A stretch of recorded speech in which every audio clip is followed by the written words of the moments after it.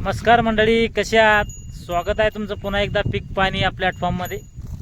आज आपण जाणून घेऊया सोयाबीनचा बाजारभाव जालना बाजार समिती. आज आहे शनिवार 11 जुलै 2026 आणि सोयाबीनची आवक आहे 300 ते 400 क्विंटलची. सध्या जालना बाजार समितीला आवक थोडी कमी झाली आहे आणि बाजारभाव पण स्थिर आहे. कालचेच भाव जवळपास वरमध्ये सुपर माल विकले एकदम 6900 रुपये 6900 आणि जे रेग्युलर माल होते आपले ते विकलेले आज 6800 रुपये, म्हणजे कालचेच भाव आहे 6800 6800. आणि खालीमध्ये मग जसा माल तसा भाव 6000 5500 5000 पर्यंत पण आहे.